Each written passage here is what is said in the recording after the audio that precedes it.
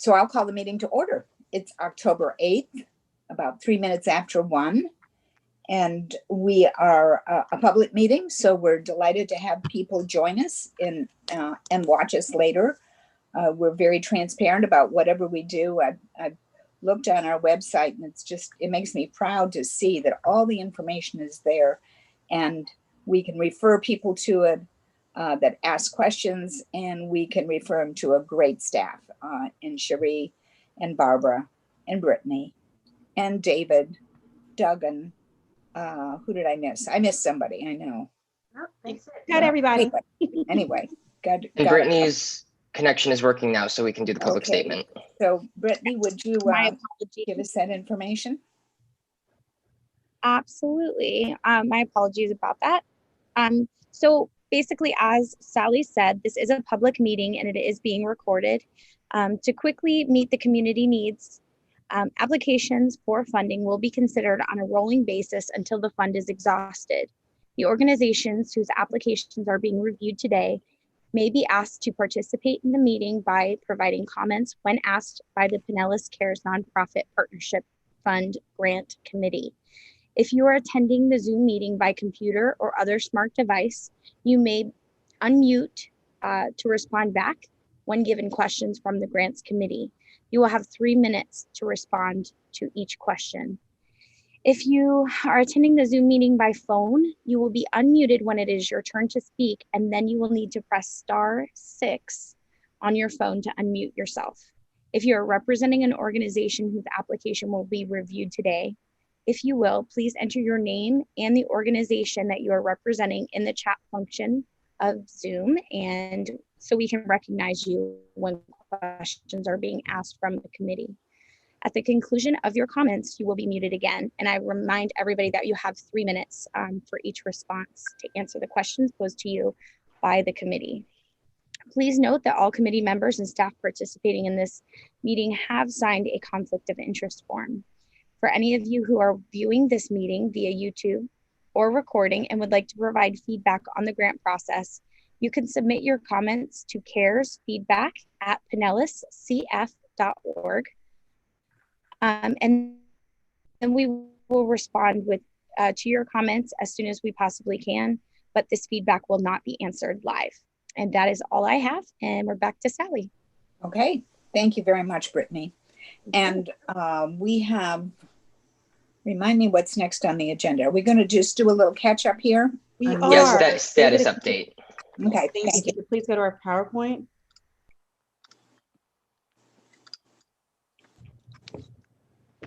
So there is our agenda today. I will begin with giving a fund status update.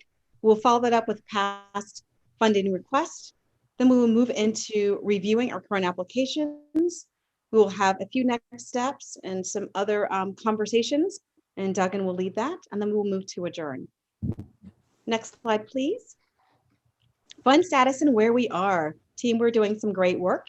To date, you all have approved $11,605,478.18. The amount remaining is $18,945,521.82. Again, you can see to the right, if you look at the pie chart, we have funded, it's about 65% in food, about 24% in behavioral health, and about 11% in eviction mitigation. Don't forget, this is how much funding has been approved by the committee, not how much funding has been distributed just yet. Next slide, please. Update on past requests, and I will move through these pretty quickly. Week 1, we approved 4 requests. Week 2, 5 approvals. Week 3, 9 approvals. Week 4, 5 approvals. Week 5, 4 approvals. And week 6, 4 approvals.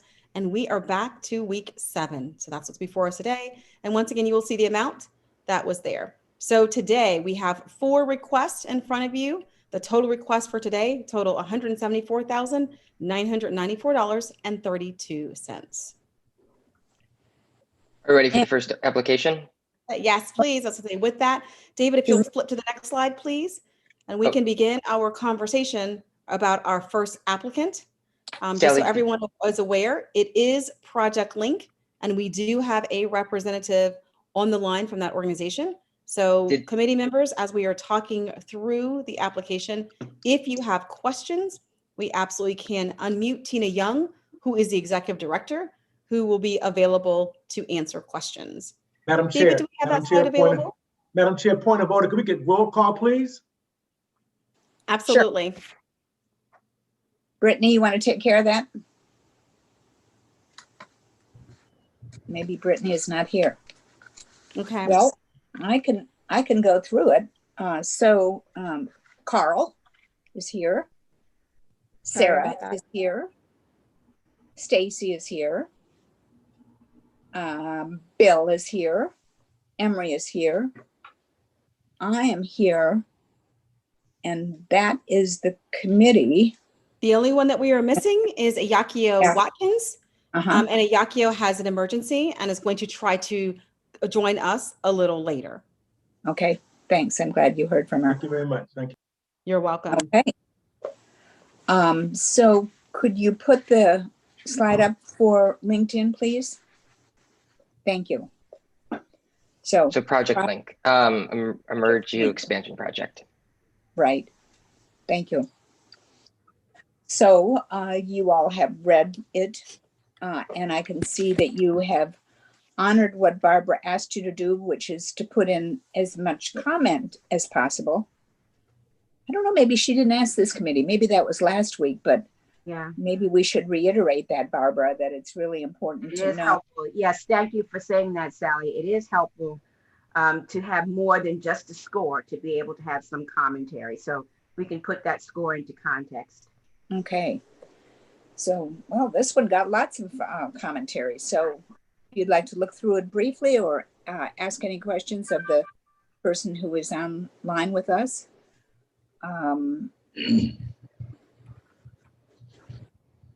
Anybody have a question? I can't see the whole group, so if you would just like to begin speaking, it would be fine. While that person is gathering their thoughts, I want to say for the record that my being on the call today is not to vote on the project. I am the listener on the B calls and will vote on the A calls. So FYI, if you're watching from YouTube audience, Mr. Lavender is not a voter on today's call. Thank you. Okay, thanks. That's a good reminder, Carl. Thank you. Sally, this is Barbara. Can I make a general comment about this batch of projects? Yes. Almost all of them in the area of behavioral health were sent back for modifications. And almost all of those modifications were around the same issue, which seems to be a persistent issue with the grants that I'm really trying to understand a little bit better. And that's mainly around the failure to specify clearly in an operational way what progress is. So if you are using a clinical instrument to determine whether someone's depression is less or they are adjusting better, that instrument gives you a score. You need to be able to say precisely how much of a reduction in that score represents progress in a clinical way. To just say people are going to get better or the scores will go down or they'll go down by any amount is insufficient. You have to say, based on this instrument, a score of so many points or some percentage reduction represents progress. That was the problem with each of these. I worked with them on it. They were very gracious, very cooperative. And I do believe at this stage, all those edits have been entered and received. Is that correct, Cherie? Okay, thank you. They have been, thank you. That's very good. And that's a good little lesson for anybody that might be listening that's considering That's right. or considering writing a grant, because you're speaking to that, Barbara. I absolutely am, and I've made the point several times, and I'll keep making it. But I do hope that going forward, people, and I try to use the analogy as this: if you went to Weight Watchers and paid $500, and the doctor told you you'll be fine if you lose weight of any amount, including an ounce, you would probably not be happy. Okay, so the point is, ahead of the time, you say you need to make this much of a change for us to be able to say that you have progressed. that is the same in this situation. We need that kind of specificity. Okay, very good. Thank you. So Okay, I'll start with at least my question. I thought it was a strong proposal. Just question the amount of time it would take to get the project up and rolling.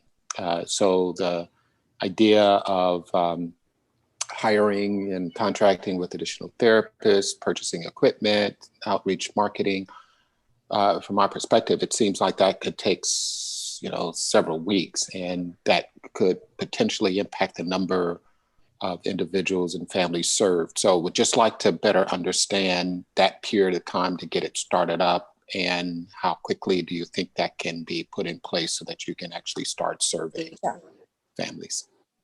David, we do have Tina Young, who is Executive Director, on the line. Emery, I can partly answer that question because I did have an extensive conversation with Tina about that.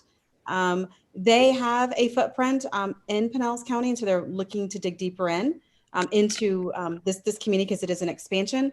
Along with that, they do have additional therapists in place currently that are not working full-time. They're part-time, and so she's looking at expanding, or actually the project is looking at expanding their time.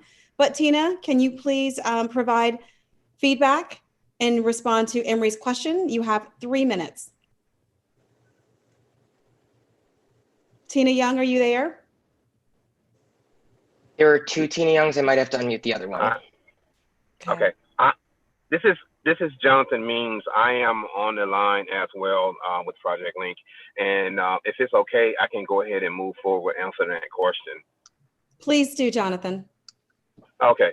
So currently, we do have therapists that's on standby. We planned campaigns, social media campaign, well, aside from this funding for the grant, but there are marketing strategies that are in place in the event that you guys were saying, okay, we'll fund this program, let's move forward. So we've reached out to therapists that that will be contracted to provide the services to the recipients of Pinellas County.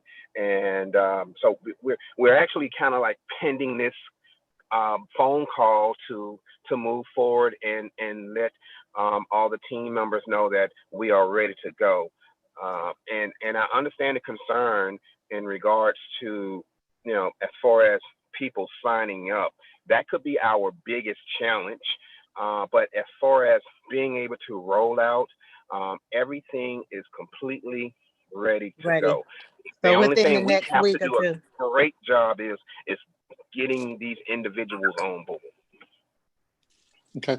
I heard Tina's voice. Tina, did you have something to add?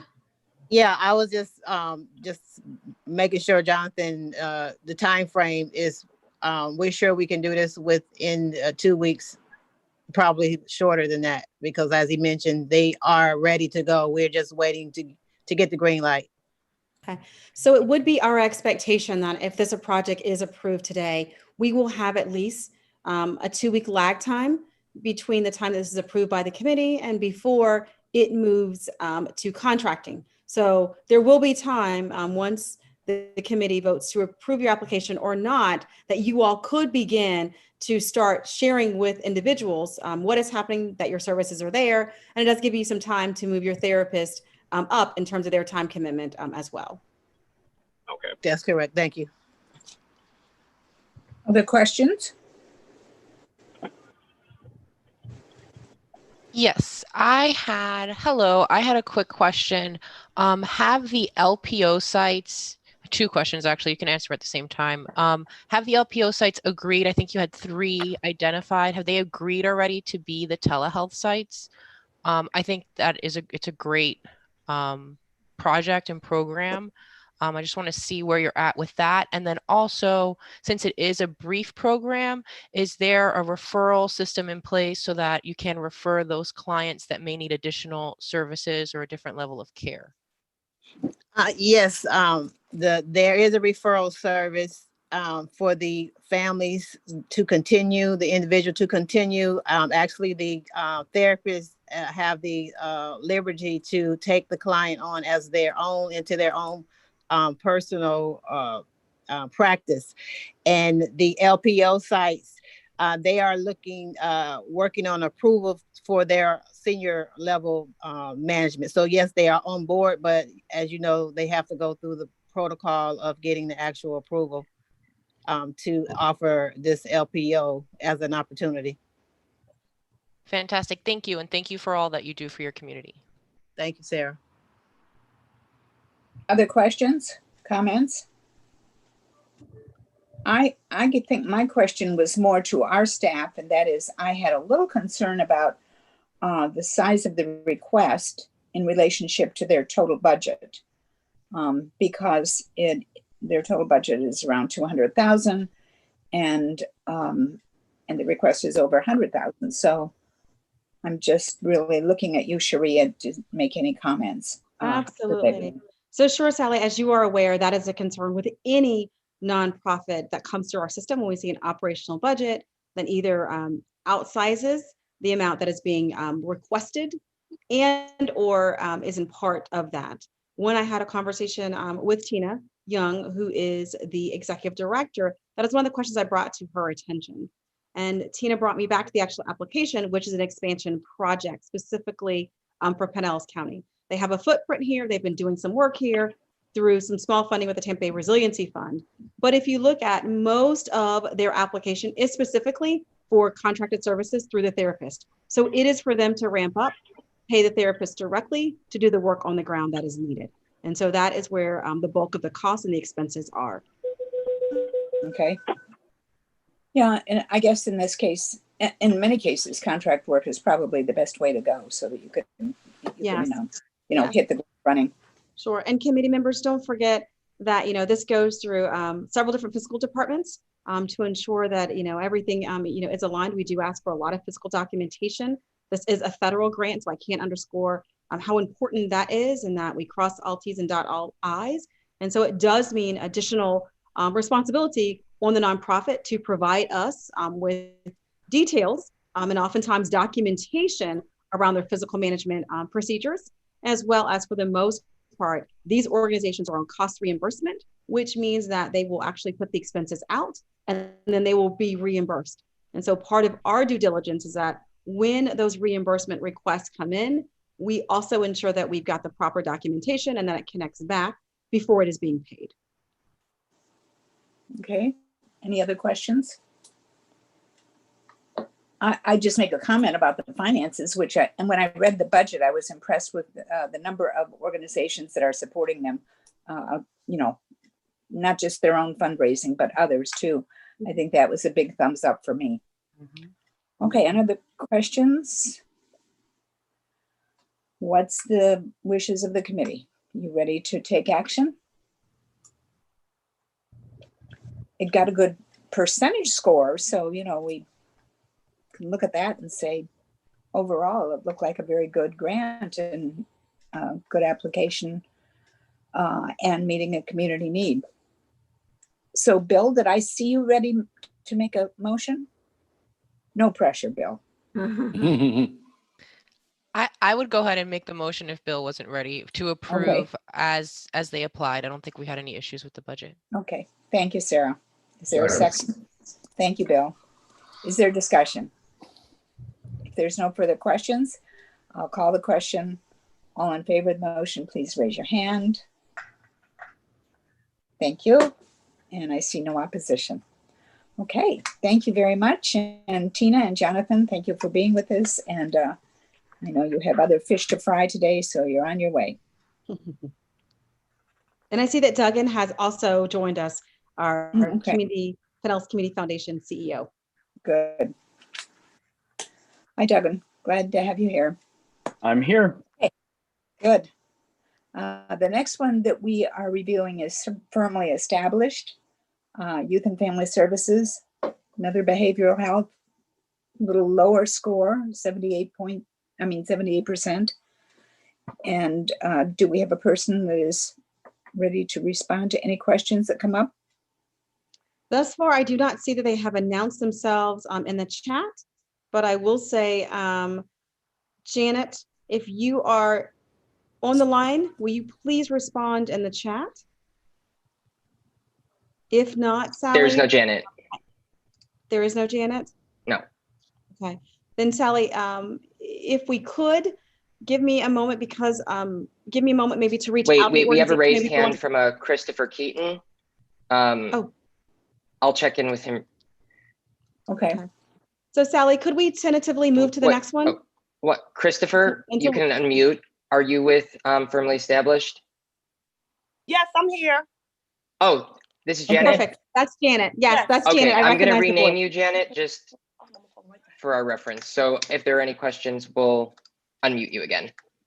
Okay, Janet, stand by. This is Sally, the chair of the committee, lead dog, and we might have some questions, but stand by. And you'll have 3 minutes to answer questions as they may come up.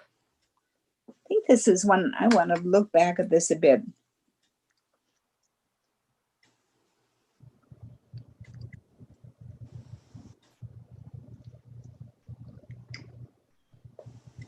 So maybe some of the scores indicate that there's some concern, Janet, about organizational budget, what the computers, what is their plan to connect them? Do you have volunteer IT person? Do you need software, virus protection, et cetera, et cetera? So can you give us a little snapshot here of what game plan is?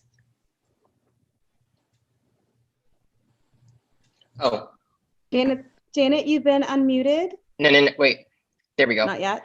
There we go. Janet, now you've been unmuted. Could you please respond back to Sally's questions regarding your I'm so sorry. I thought she was reviewing it. I did not know she was speaking with me. I do apologize. Can you repeat the question, please? Sure. So there were concerns that were expressed about the computers and their connectivity. And do you have a volunteer IT person? Do you need software, virus protection, increased internet capability, and so on? Yes, our office building has internet in it. We're gonna pay if there's by any chance that we need a stronger connectivity, we would have to pay for that, and we can pay for that out of our own budget. But as far as software like Word or anything like that, we're only making it where they can go online and do searches. Like if they need, it's for people who need to, possibly go to the welfare page to put in for food stamps, just to increase their ability to get online and access documents that they need in order for them to get services. Okay. Anyone else have questions? Oh, and you said IT person. We don't have an IT person, but what we do have is there's a man in the building that we're in, and whenever we have any troubleshooting issues because of the Wi-Fi throughout the building, he does usually help us. So once again, if it was something that went outside his capabilities to assist us with, then we would have to utilize outside personnel. Okay. Other questions? I had a question around staffing. Stacy, go ahead. I was wondering, do you already have, or are you contracting with existing case managers and the youth facilitation group, or do you have people identified, or do you have to interview and hire? Just what are your plans for selecting those people? Yes. Once I spoke with Dr. Morrison Rodriguez, and we paid attention to that time frame. I did not hire anyone just in case we did not get the grant. But what I did do was I spoke with some different people just to get their potential yes that they would do it. So we do have the 2 facilitators for the youth groups. And we have 2 case managers who are willing to come on to assist us with the case management positions. The only things that I will have to look for is the assistants. I don't have the assistants as of yet, but I did put out like a feeler just to let people know that we're looking, and I have had people call. So I don't think that it'll take us longer than a week to have the assistants on board, but everyone else has been accounted for. Okay, great, thanks. Other questions?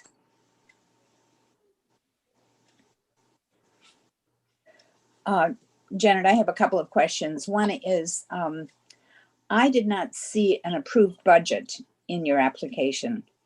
Maybe there was one and it came in a little later. I also looked for a real financial statement and I didn't see that. So it looked like you were listing these LPOs, but I couldn't quite connect how they were helping you with this project. So maybe I'm just not understanding what you said in the grant.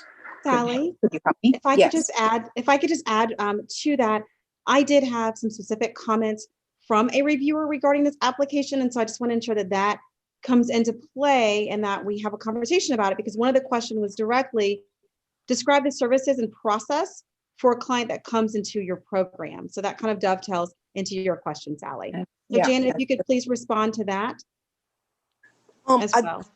The LPOs up, I put in the first application and then there were changes that needed to be made. So I revised it and sent it back in. But when I sent it back in, what I was told to do was I could only do behavioral health. So there shouldn't be any LPOs, because the LPOs that I mentioned were Atwater, who was supposed to assist me with the food, because we already, we do food out of there already, but it's more so us, donating and volunteering, and it's like a collaboration. So I took that completely out of the grant, along with the LPO. The other LPO was Victoria Rubin. Right. So that is the old application. None of that should be on a new application, because those two people were going to assist us with expanding people's access to food and legal services. But being that those services were not the main services we were providing before we put in for the grant, when we revised it, I took all of that out and just left it at only behavioral health. I'm not sure if that answers your question. If you give me a moment, I can pull the grant. No, that's fine. I get that. Okay, so I'm kind of circling back now. So will you talk to us about what is your approved budget by your board? Yeah, aren't you the one that has a 3-member board, very small board? Yes, I did attach the letter from the board. Our budget is the same every year. It's whatever we get goes directly to the office costs in order to maintain our resource center. And then anything that we have left over is spent on the same thing, client, anything that the clients have that's approved for financial assistance.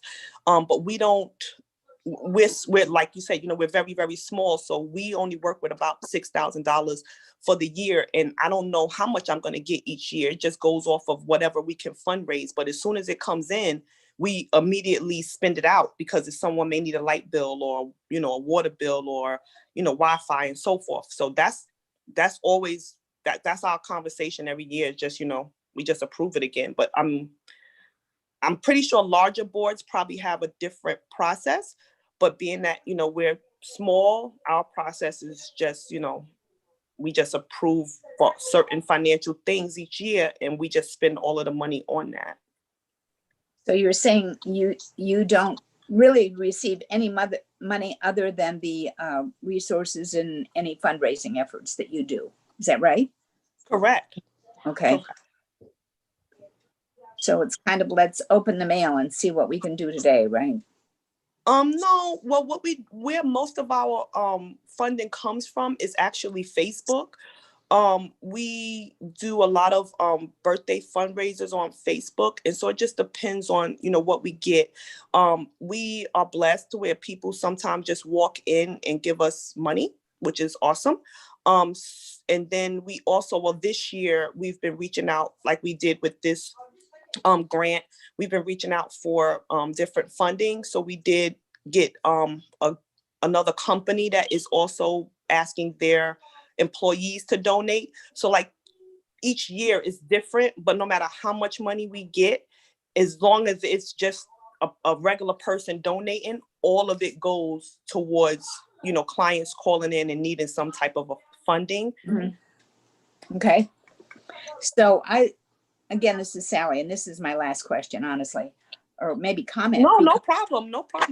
You help me to express it. Mm-hmm. I looked on Facebook and I did see all the fundraising that you do, but what I didn't see was client services. So that kind of bothered me. I mean, it seems to me that I didn't see the connectivity. all I saw was the fundraising, birthday parties and events and so on. So, and I know you haven't been able to have the events, so you really had to use social media to raise money. But I would hope that you would also turn that around and be sure that that people know the good work that you do through Oh, Facebook. thank you very much. Yes, well, we just put out the other day a video letting people know that if they are looking to donate or if they want, some accountability from us, they can just inbox us and ask us for our financial statement. So the same financial statement that was attached to the grant is the one that we send into the Department of Agriculture, and it's the all of the numbers directly from our bank account that Accounting, Taxes and More does the audit letter for us every year for. So if someone was to inbox us and ask us for it, we will send them back those documents. We've let everyone know that we're willing to be, as transparent as possible when it comes to, releasing tax returns or any information that will help them, feel more comfortable with our services. And then Janet? we do have Janet, I think you missed my point. Janet, Oh, the I'm question sorry. specifically is focused around client services and why that information is not perhaps being advertised or put out there on social media, just as you are asking regarding social media postings around fundraising. That does dovetail into the question that I asked earlier, which is for you to describe the services and process for a client that comes into your program. Can you speak to us a bit more about your program services? Sure. It should be on Firmly Established in the About Us section is where it should be. I will double check and see. The way that it works is that someone just reaches out to us and just lets us know what they have going on. And then we either assist them in-house or we refer them out. So a person would, like, let's just say maybe you might meet somebody tomorrow, they, need help, you give them our number. That would be the first, way that they contact us or come into our doors per se. They give us that phone call, they let us know what it is that they need. Let's say they're homeschooling and they need Wi-Fi assistance. We'll then tell them to send us over their Wi-Fi bills. Everything is done now via the computer. So they'll send us a copy of their ID, something to show that they have underage kids, maybe a food stamp letter, or a social security card, and also the bill so that we can pay that for them. That's the way that our services are working right now. We are still doing our main outreach, which is low income housing communities. So we are currently reaching back out to them by phone, because they wouldn't, like I said, they wouldn't necessarily know to contact us unless someone refers them, or if they needed assistance again, then they might reach out to us. But we like to try to reach out to them and keep in contact as well. So when we call them, we ask them, do they need any, further services? And once again, the same process. Once we know that someone needs assistance, we send them out into the community or we help them in-house.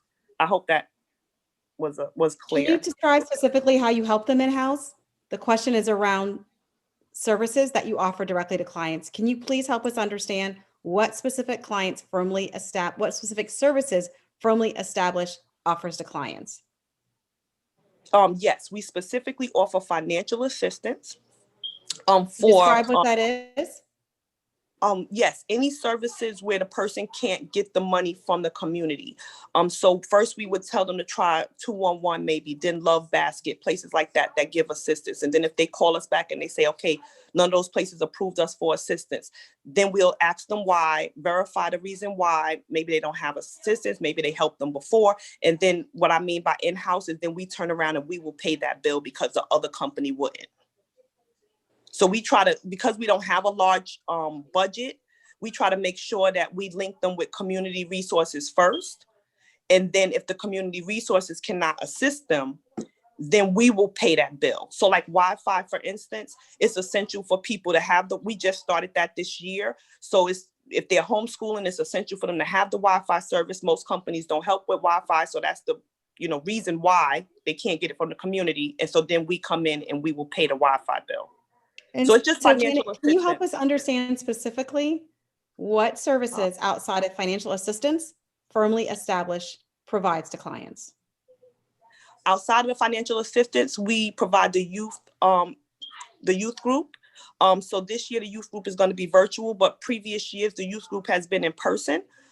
It is an entrepreneurial group based on which families accepted our case management assistance. And again, the case management assistance is us going to the low income housing community, reaching out to them saying that they would like some help, they need some services, and then we do an assessment with them, find out what services they need, and then, like I say, refer them out to the community or help them ourselves. So any of the kids from those households, we then put them into the youth group if the parent accepts that, and the youth group then teaches them how to take their creative talent and turn it into a business. So I'm hoping that I'm being clear with that. But that's the only really other service that we provide. We only do case management with low income housing communities. If a person is referred from the community, we will help them as well. But our main population are those people who come from low income housing communities that live below the poverty line. I hope I'm explaining it correctly. Any other questions? Sherry, did you have something else? I do. So the next question is that the personnel cost appeared to be on the high side compared with the amount actually requested. I'm assuming the reviewer is referring to the operational budget. Janet, can you please explain the personnel cost? Perhaps walk us through who it is that will be working on the project? Yes, as well as why these roles are necessary. Yes, like I say, before the grant, we are all volunteers. We basically do it in our spare time. So I'm going to be asking people to have a time commitment where they're going to be required to do a lot for people within a very short period of time. So I need people to, be willing to come on board and, really give 110% versus them, feeling like, hey, I could just go to work for a hotel and not have to, do all the things that she's requiring for me to do. But when it comes to case management, each family has their own unique needs, and we're going to have to reach out to them. Number one, well, I have it sitting right next to me. We do an assessment. I don't know if you can see this though, but it is a 4-page assessment that we do with them. And that 4-page assessment looks over everything. Do they, does anyone need referrals for education course, for financial, employment? Do they need any referrals as far as mental health and so forth? And that's what gets them into the group. Once they get into the group, then you need someone to be there to, run the group. It can't be the same person who's helping them with case management. And then after you have the people in the group, then you have to then cipher out the people who are in the group. For those who score 20 and above, they have serious depression or anxiety issues that need to be addressed right away. That's going to require an extra person. So then at the same time, we have those groups running in order to decrease some of the caregiver stress and hopefully contribute to the positive outcomes of a person's stress being decreased. We are going to provide them with that youth group service for their kids, be able to have their kids in a social setting online to give them a little bit of a break to work on whatever assignments we ask them to do, during their group sessions, because the group sessions are going to be therapeutic, where they were, similar to cognitive behavioral, where we are going to ask them to go home and, work on different things in order to contribute to them having better therapeutic outcomes. So we are going to utilize intervention in the adult groups. In order to contribute to that intervention working well, we then need to have their kids involved with something that's going to assist the kids with, their, if they're having any, depression symptoms due to COVID, to being homeschooled, not being able to go outside as much and so forth. We're hoping that by them engaging online in a group will help, decrease some of the stress in the household as well. So that was the reason for those 3 different categories: the case managers, the facilitators, and then the facilitators online, is just to make sure that, number one, we get people who are going to actually, be engaged and willing to do the work, people who have the proper credentials to do the work, and then also to make sure that, we have the time set aside for them to be, compensated for the time that they're going to spend engaging with families, looking for resources, and, trying to intervene with depression symptoms that come up during group. Thank you, Janet. Barbara, did you have to something? say that you are aware? I do, Sally. Yeah, but Cherie, when you're done, I have a question and a comment. Sure. Go ahead, Cherie. I just want to acknowledge that Firmly Established has revised their budget narrative significantly. So some of the things that you might be looking at when this was originally sent out a week ago have been revised.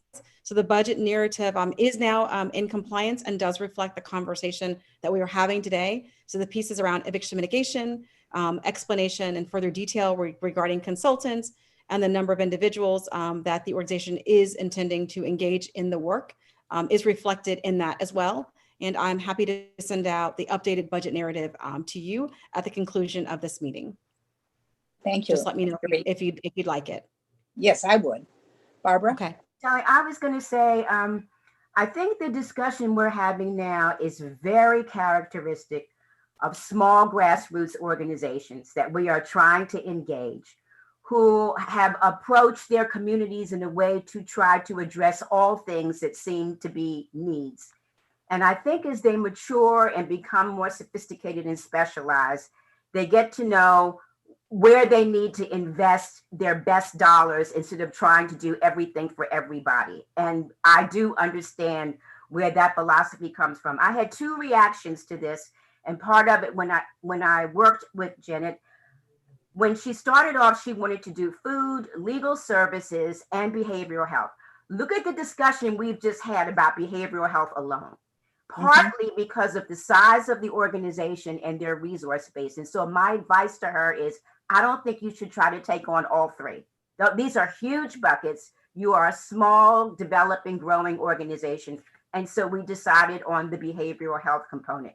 But also underlying some of the discussion, I think is a question which I want to make explicit so that I can understand.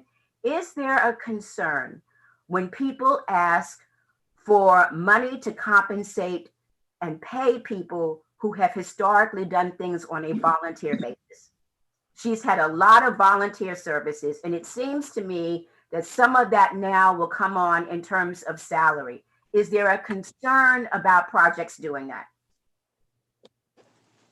Who are you asking? A general question. Cherie, maybe because of the budget considerations, or Duggan, because I think saying, look, there's only so much volunteer we can get from people. At some point, we need to pay them for their services. Is that considered a legitimate ask, I guess, is what I'm asking. That's a Duggan question.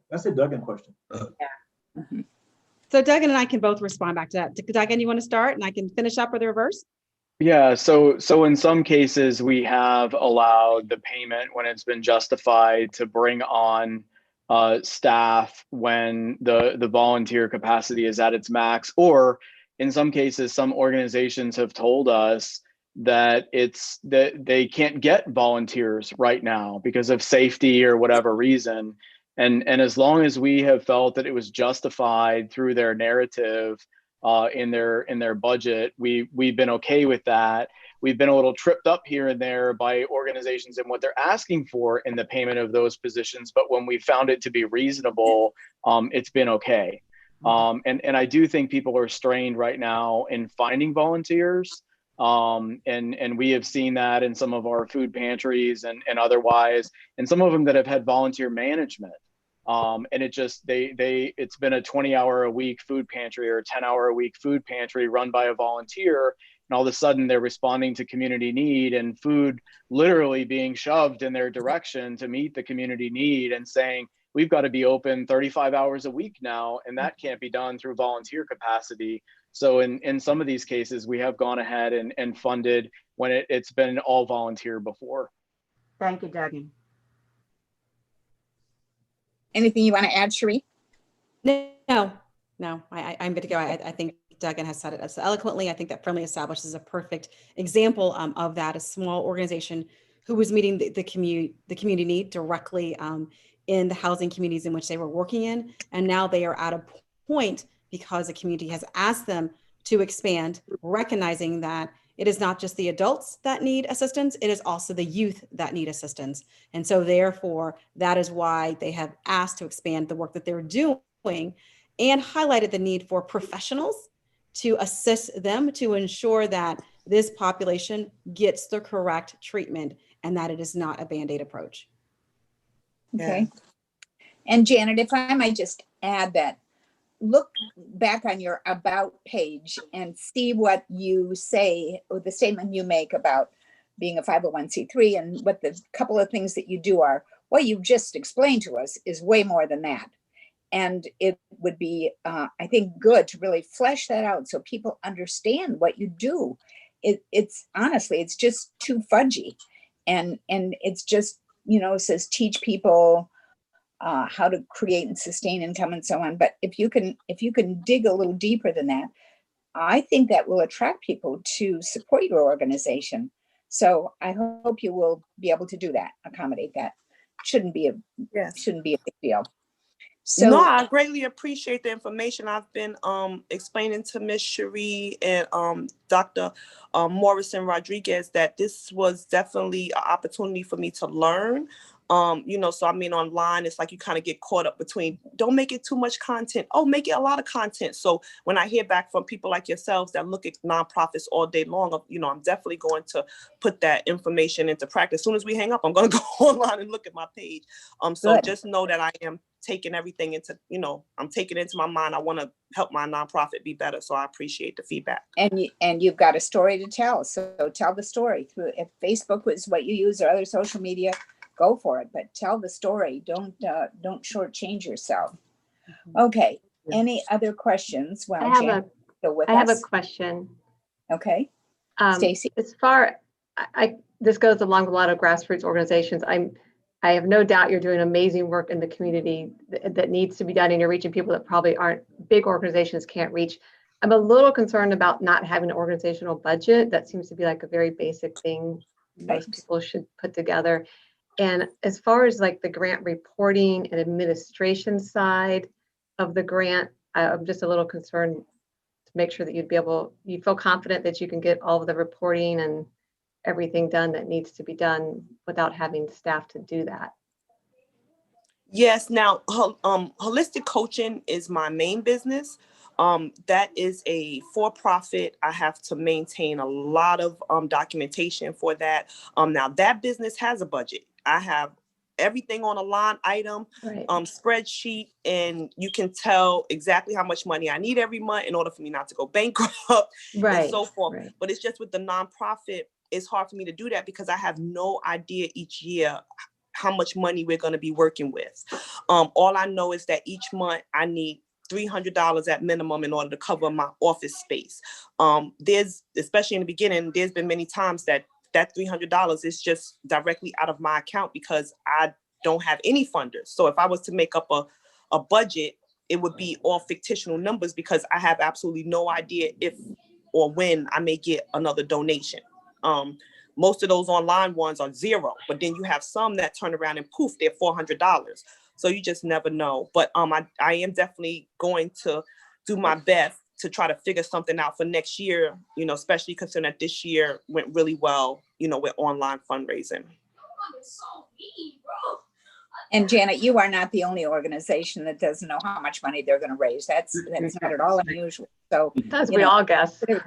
Yeah, it's all, we're all kind of flying blind sometimes. So don't feel like you are unique. So I'd say work on that. If you have a business budget, you also need to have a budget for this business, even if it's a not-for-profit organization. Exactly. Thank you. I understand. Okay. What is the pleasure of the board, unless you have other questions? I'd like to just add a comment. I'm really proud of this committee. We have a wonderful person in Janet.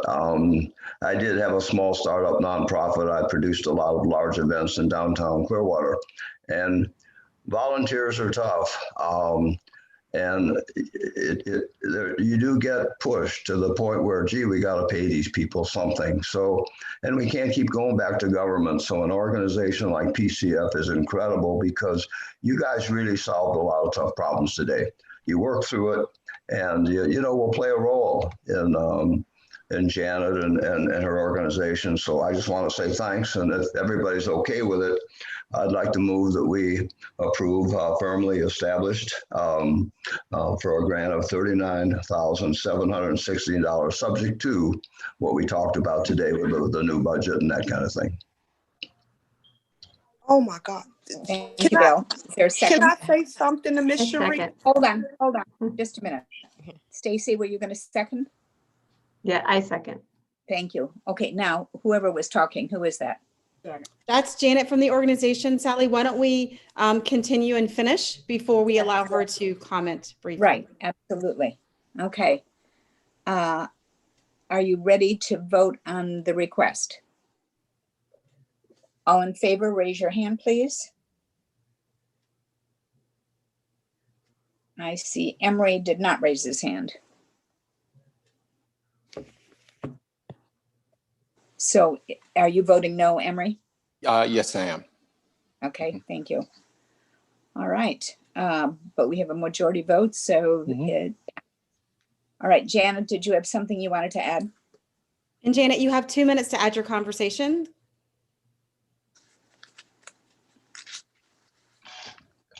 Janet, are you on mute? David, can you possibly unmute Janet to respond briefly?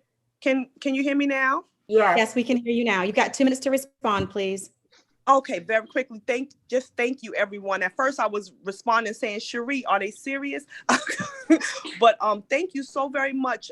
Just thank you. I can't even say that enough times. But definitely, Mr. Emery, if you could send me some of the things that caused you to say no, I think that would be very beneficial in helping me to grow.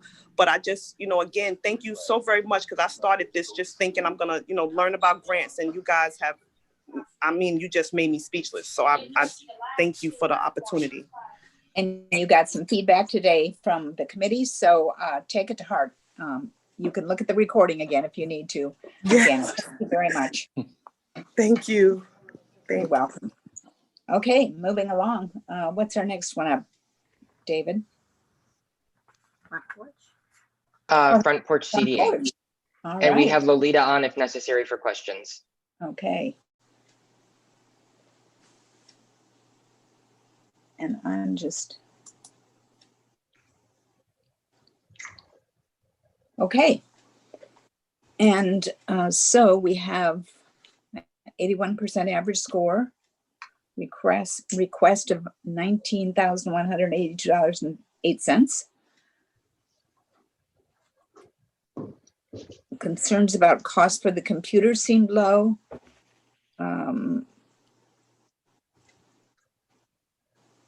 I know, this is Sarah, I'll start. I know I had a question on whether the program, whether it was funding to continue the program virtually due to COVID loss, or whether it was to fund an additional new clients. I think this is, sorry, I'm trying to think back, but I believe this one they have counselors on staff, but then they had an hourly rate in the budget. Let me pull up to make sure that was the right one.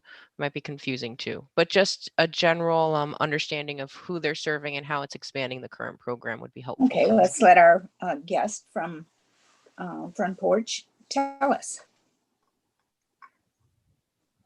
David, will you unmute Lolita, please? She's unmuted. Perfect. Good afternoon, everyone. As the executive director. Hi, Lolita. Did you hear the question? Yes, I did. Thank you. Okay, you're welcome. The question is, we originally had the Why Me COVID project that's going to be simultaneously beginning. It started late. However, it was supposed to be implemented in July, but it'll be starting simultaneously with this. We are using the 19 youth from that particular program to expand the behavior component. The original project did not have the behavior component a part of that. So we felt that this would be an enhancement because of the research and the information we received about the youth and how the lack of coping with COVID impact. We felt that this behavior component would be essential for the project. And so, and necessary, to get these youth to the next level. In regards to staffing, no, we are, as our LPO listed, we are partnering with Full Court, and they have cadre of licensed clinicians that they will be providing one licensed clinical social worker to actually conduct the weekly meetings and also to facilitate and conduct the PSS assessments. So we'll just be using one of those licensed clinical social worker from Full Court, which has an array of, that expertise available and will be partnering with us. Thank you. That explanation actually clears up my next question, which was the use of the contractors I had. Excuse me, I did mix up a couple applications, but knowing that you're adding on to an existing program, the behavioral health, really clears that up. Thank you so much. Those are my questions. You're welcome. Okay. Any other questions? Comments? Yeah, I just remember that the cost of the computers was pretty low, and would just like to kind of understand how you plan to work with that line item. Oh, okay. Thanks for asking that, Anne-Marie. Mm-hmm. As a matter of fact, there were, we've been doing some research. I know this hasn't, probably preliminary, but we have faith that this grant would go through. So I've been doing some research and for the last 5 days, attempting to get some computers. And you're right, we were finding that that price was an issue. However, today I located some computers, exactly what we quote, the ones that we wanted, the HP 14, and they are $10 less than what we actually quoted. So the computers is no longer an issue. We would be getting, they're expected to be in no later than October 19th, and we ordered them from Office Depot. So we're within our budget that we outlined on the grant. Other questions? It was a miracle, but it came. So yes, we have secured the 20 laptops. Okay. Okay. Other questions? David, could you go back to the screen? I'm just seeing. And there. in the interest of full disclosure, Front Porch has gone back and has updated their budget narrative significantly to include some of the questions that you all have asked about. And I'm happy to share that budget narrative out with the entire team, with the committee. Of course, final documents are uploaded to their application, and that is what will appear on the Pinellas Community Foundation, Pinellas Cares website under the accountability page for this organization. But in the meantime, I can send out the updated full budget narrative to the team if you would like. Just let me know. Am I losing it, or did the Front Porch slide say food when it was first posted? And now it says did. BH. Okay. It did. I made that correction because they're behavioral health. Thank you. I thought I was losing it. I knew it was behavioral. Me too, health. Sally. I said, that's news. Right. Okay. Any other questions? Is the committee ready to take action?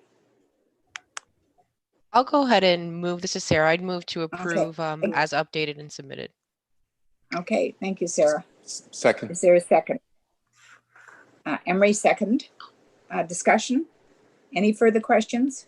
All in favor of the motion, say, raise your hand, please. Thank you. Looks unanimous. All right. And moving on to the next one. Heels to Heal. Heels to Heal. Okay. And we have two, I have two, Kristen and Melissa from there, ready to answer any questions. Okay, thank you.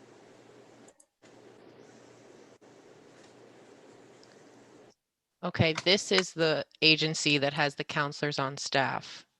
And then they're also charging an hourly rate. So just some clarification on how that would work would be helpful. So Melissa and Kristen, I'm unmuting you both for whoever can answer that question best. I can answer that question. Can you hear me? Yes, we can. Hey. Hi, everybody. Melissa, thank you so much for the opportunity to apply for this grant. We're so grateful for these opportunities, especially during this challenging time. I do want to clarify that their own private practices, they're not employees of the organization. So they are subcontracted with Heels to Heels. So they do it's a business associate agreement that is created by a HIPAA attorney. And what they do is it just basically releases the liability. It also keeps down the costs for the organization as far as paying any type of employment or payroll taxes. And these counselors operate their own practices. So some of them, maybe they can only offer 50% of their time each month to provide services. And then there's certain counselors that can offer more time than others. They have to, and because they're receiving a discounted rate, normally can cost anywhere from $100 to $150 an hour, depending on who you're going to. They have specifically allocated a certain number of hours each month per counselor at the $65 an hour that they charge Heels to Heel. And as far as the Heels to Heel staff, we only have 2 staff members. It's myself and Kristen. And the rest of our organization, the way that we are able to get a lot done is through our volunteer team. So we have close to 35 volunteers that help with anything from fundraising, development, programs, anything that the organization needs. So we've been very grateful to be able to mobilize our volunteer team to get everything done and keep our costs down from a payroll perspective. Excellent. Does that Thank answer you. the question? Yes. Okay. And then just one more quick question. You're serving an Go ahead. additional 75 clients than you would normally? I'm sorry, where are you referencing that? It is, I believe, the total number of clients that you said you would be assisting in the time period. Okay, so we have 25 people at 2 hours a month. So it would be 25 people, 2 hours a month. That's a total of 50 hours a month. And historically trending from last year's numbers, October through December, we ranged anywhere from 40 to 52 hours a month. I think that's not the question. Okay. The question is, are you adding additional clients? And is the number 75? According to the sheet that we sent in, let me look. It's the same number of, let me look here. So for October, the number of individuals is 25. The number of individuals for November is 25. And the number of individuals for December is 25. So you're talking about a total of 75 people. We're not adding more clients. We definitely are taking what we can based on the funding that we have. We would like to be able to service more than just 25 individuals a month if funding was available for that. We do have, we are going by what we have been servicing on a monthly basis so far. I hope that answers your question. Well, I think it's not additional clients. It's the same clients is what I'm understanding then, right? Right. Okay. So not new clients. Other questions? This is Barbara. I think what this represents is what we see in several of the programs, which is because of the negative impact of COVID, a lot of these requests are either restorative or in support of maintenance of effort. That people don't want to fall back and they don't want to lose people. So that these funds are really helping them to keep their services level up and their maintenance level up. And that's the way that I think, they were trying to portray that in this application. Absolutely. Thank you. Yeah, that's helpful. One of the members is so stupid to have said, I'm very disappointed with the lack of identified LPOs. That one was me. So there was a list of LPOs and I just somehow overlooked it. So there you go. But I did have a question about the board approved budget as opposed to the to another annual budget that was listed. It was, Okay, it was yep. about $20,000 difference. So what we did, am I still, can you hear me? Yes. Yeah. Okay, great. What we did is, because of COVID, we really had to get realistic, and the board sat down in June, and we really proactively thought about, okay, we don't have our, we heavily rely on an annual fundraiser that we do every year. This year would have been our 7th year, and we raised over $100,000 at that event, and that wasn't taking place. So we really needed to sit down and figure out, okay, because of this change, where do we need to trim our budget? So that new budget, is that what you're talking about? I want to make sure I'm answering the question correctly. Right. That budget, the revised budget that I sent in, I'm looking at the actual date that, so that was why we had to do that, because we really wanted to be proactive, and Okay. We get it. a plan in place, Yeah.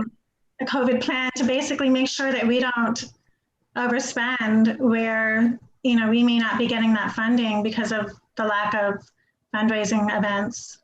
Right.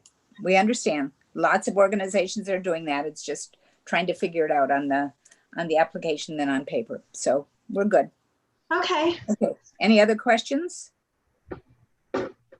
What is the committee's action that they would like to take?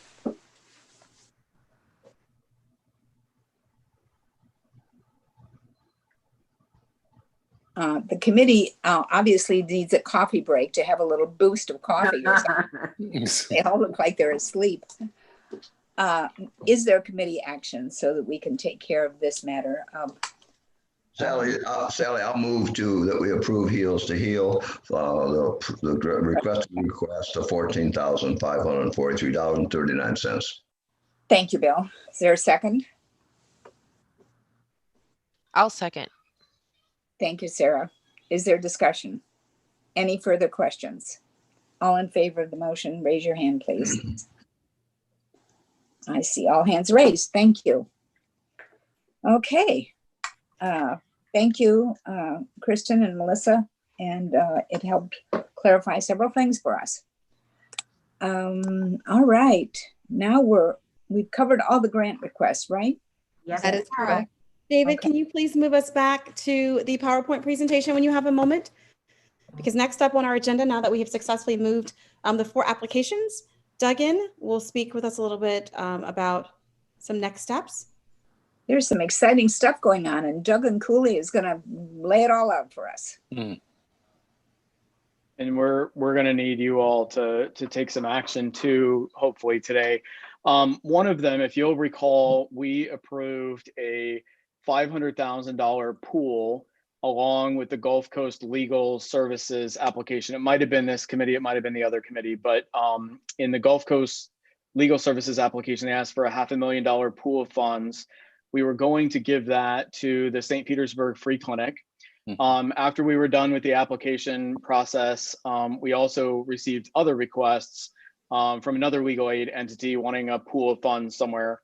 So to make all of this simple, we have asked Pinellas Opportunity Council if they would step in and serve as the agency that will hold a pool of funds, and will be the entity that will pay out settlements on behalf of our legal aid agencies, all of them, all 3 of them.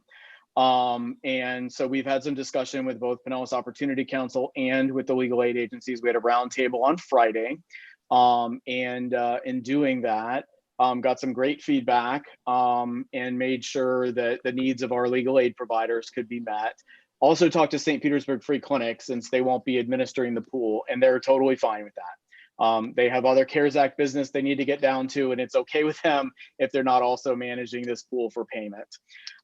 In talking to our legal aid providers on Friday, they requested that we change the pool to a $2 million pool, based not only on need that they're starting to see, but they're also looking at the performance of an Orlando-based program that's 3 weeks ahead of us.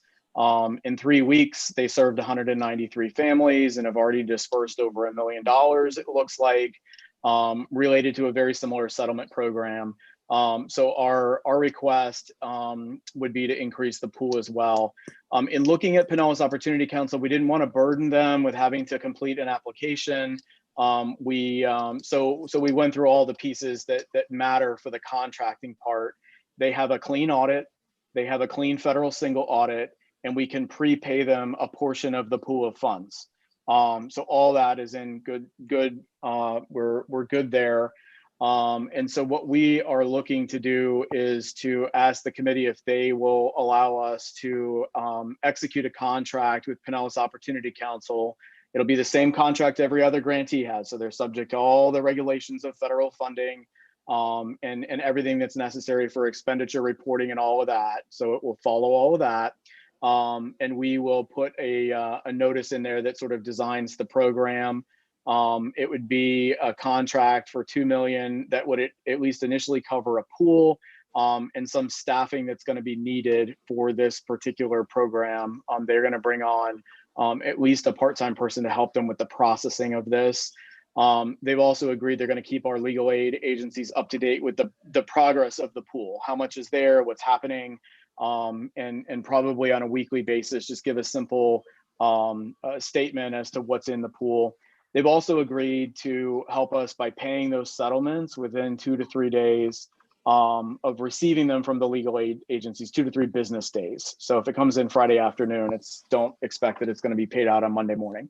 But that is a very appropriate turnaround. On the line, I think is Patty was on the line. I don't know if she still is, but Alonda, their finance director, was on the line. But that's the request we have of you all, is to change the agency that's going to be awarded the pool to Pinellas Opportunity Council and set the initial at $2 million. We may be coming back to you to request more money. We also did hear back from the county today. We ran this plan by the county, and the county is fine with this process as well. Great. Good job, Duggan. Yeah, so I think that's wonderful. And just two quick questions. So is it that St. Pete didn't really have the capacity or to manage? It's not. Yeah, it's not that they don't have the capacity. They really were doing the $500,000 pool as a courtesy to Gulf Coast. Yep. They had an existing relationship. And so it was as a courtesy to Gulf Coast because they had, they run a similar birth certificate program when legal aid needs help or Gulf Coast needs help obtaining birth certificates for clients. They're the ones who review all those expenditures, pay that, and take care of it. So they were going to borrow upon that relationship. But when I talked to Jen at St. Pete Free Clinic as to how this was also going to grow, and we thought having one provider do it all would work, they were very much on board with Pinellas Opportunity Council taking it because they have a bunch of other cares, food and behavioral health related we've awarded to them. And so they were fine with this being done. So I wouldn't say it's a capacity issue in a negative way. I think I think they're not going to want it to grow beyond what they already had. And in our view, we didn't want there to be 2 or 3 different providers of pools. Let's just have one. Right. So, and then just another real quick question. So will all 3 legal aid providers, Gulf Coast, Community Law, and Bay Area Legal, will they be coordinating efforts working with Pinellas Opportunity Center around this pot of funding? Yes, and so they will be the only providers that can request this money from Pinellas Opportunity Council. So Pinellas Opportunity Council knows that for this pool of funds, they only work with legal aid. This is not for outside clients. This is not for people who need utilities paid or anything like that. It's only for legal aid cases that come through for settlement. The other thing that our legal aid providers have helped us understand is they have a no wrong door policy. All of them use the same case management system. And so although they don't share clients because of confidentiality, they can do electronic referrals, and they do that already. So no matter which legal aid agency you make it to, if you're better suited to another, they can do an electronic referral. So that system is all set up, and they've done this, and they do this in their regular work. So that's a good thing. And so that's another way that it's easy for all of them to work together and make sure that clients get to the right spot if they're not a fit at one agency. That's great. Wonderful. Carl, did you have a question or comment? No, ma'am, I thought this is a terrific idea, smart strategy to get the real work done. So Duggan, hats off to you, POC. And I'm presuming that the capacity for this at POC is taken care of out of some admin support. I know they don't have a whole lot of staff to spread across such an important responsibility. So I'm presuming that's also been taken care of. And so what we will do for them is the direct costs that are responsible for being billed for making sure this program happens. So if they need to hire a staff person to do this, plus any of the time of their admin that they can directly allocate to CARES will be covered under their agreement. Excellent. The goal is to make it so there's not a loss to POC for operating this program on our behalf. Excellent. Patty, are you with POC? And it's Alonda who's with us. Alonda is with us. She is the Chief Financial Officer. Okay, you're Alonda. Pinellas. Says Patty Hello, Sawyer. how are you? How are you? So you're good with all this discussion? Yes. What Duggan said is true. We will look at additional staff and using the staff that we do have currently as well, because of their experience and having new staff. So we would have to use a combination of onboard staff and staff. But one of the things we have done in our accounting system this morning, we were, each of the agencies will have their own RNEs, which is revenue and expense reports that can show how much each agency has spent. And we can also group it together that you can see the whole program, what was spent. So we worked on that. Excellent. Well, POC has a great reputation. Thank you for what you're doing. And thanks, Duggan, for what I think is being a very creative and viable solution to some efficiencies that we need to be sure take place in the next 2 months, 2.5 months. Thank you very much, Yolanda. Okay, any questions of the members? Are you ready to take action then? Sarah, you're shaking your head. Does that mean you're making an emotion? Yeah, I would be happy to make a motion if no one else wants to. I think this is great, especially with the moratorium being lifted. This increase in funding is such a huge need. I'm so excited that everyone's on the same page. So I enthusiastically motion to approve. Second. Okay. Bill seconds. Yes, Is there any absolutely. discussion? You did second, didn't you, Bill, or did I make that up? Yes, okay. I did. Just want to be sure. Okay, is there any discussion or further questions? All in favor of the motion, raise your hand, please. Thank you. And I think everyone's hand was raised. Okay, thank you very much. Okay, Duggan, moving Yolanda, right I'm along. going to make you an attendee again, or you can hop off. It's up to you.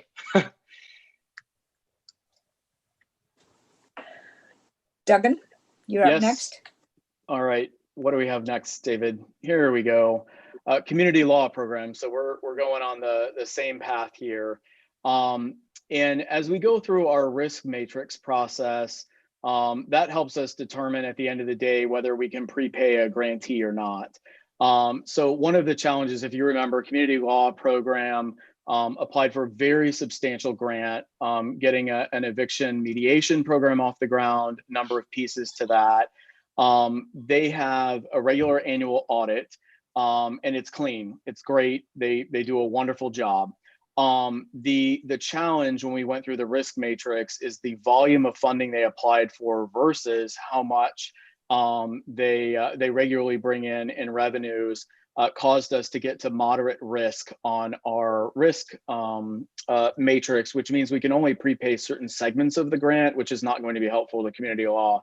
So what I have talked to Kimberly about, a big portion of their funding was to work directly with the Homeless Leadership Alliance. They were going to, when we have failed mediations or we have something that will not result in a positive outcome, to directly attach a client to the Homeless Leadership Alliance. Money was going to pass through community law to help with some rapid rehousing work, having a couple housing specialists there for a couple months. And so one thing that we did and that we suggest to do is to remove that portion from the community law program contract and budget, contract directly with the Homeless Leadership Alliance for those pieces. Similar to what we're doing with the pool over at Pinellas Opportunity Council. So essentially doing that, and then that will move about 351,000. And then this will allow us now to be at a threshold where we can get community law prepaid.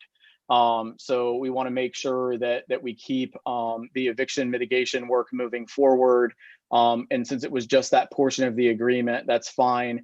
I have looked, and the Homeless Leadership Alliance has provided their federal single audit and their regular audit to us. Both of them are clean.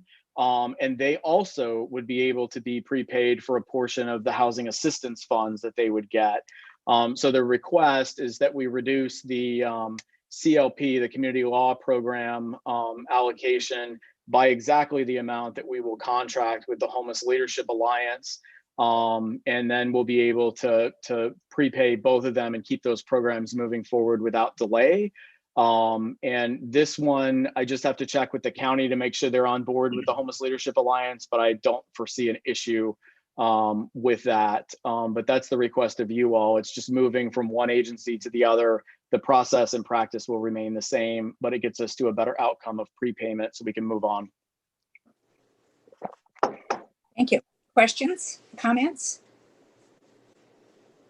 Duggan, are you on the Homeless Leadership Alliance board?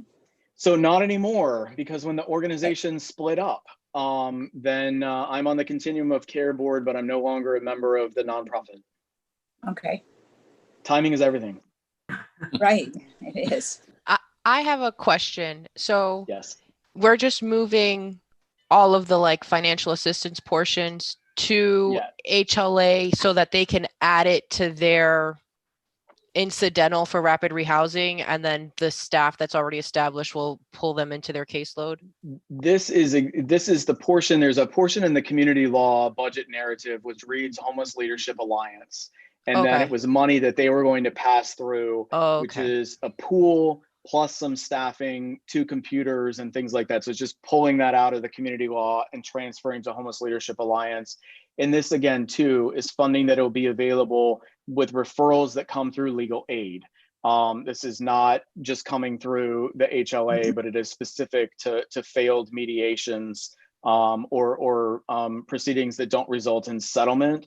And we have imminent risk of homelessness as they find that. We all believe with our legal aid providers too, that this is gonna catch a population that would otherwise fall through the cracks.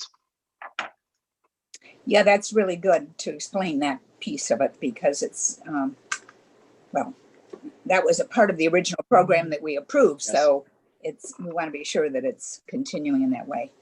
Yes. Good question, Sarah. Anybody else have questions? Any other questions? Are you ready to take action on this request, this proposal?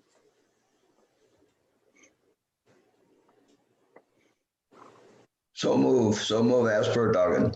Thank you, Bill. Second. Second, Emery. Thank you. Is there discussion or further questions? All in favor, raise your hand, please. Is there, I don't see anyone opposed? Thank you. Okay, and last, I think this is, but I don't know, maybe you're going to surprise me. No, this is it. And we're bringing this to you all for the sake of getting things done quickly and not having to wait.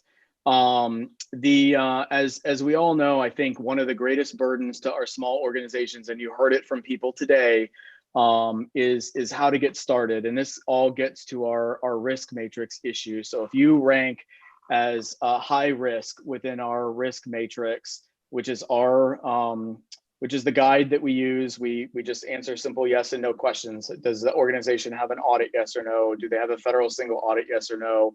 What's the volume of funding versus their annual revenues? And it spits out a number and tells us if they're high, medium, or low risk. And pretty much if you're not low risk, you cannot receive a prepayment of federal funds. It's our interpretation of federal guidance. And so as you can imagine, this puts great strain on small organizations, puts strain on all organizations if you have to have a reimbursement basis grant. Lots of organizations struggle with that. Our larger organizations with more assets are able to go to banks, get lines of credit, and do a lot of their reimbursement basis grants via lines of credit. And so it has been a huge burden to some of our small but very well-placed organizations in dealing with these CARES Act funding. And so what we're proposing and what we're working with, we have a donors and then another foundation we're working with to try and create a working capital loan fund. And what this would do is it would allow basically an organization to avail itself of private funding in the form of a loan at 0% interest to give them working capital that they need to get started.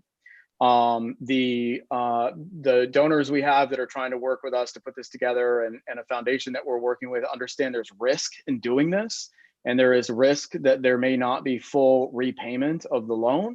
But these organizations certainly can't go get that capital at the bank, nor can they get it quickly. And so our small and grassroots organizations really need this kind of assistance, and we're hoping to have it done quickly.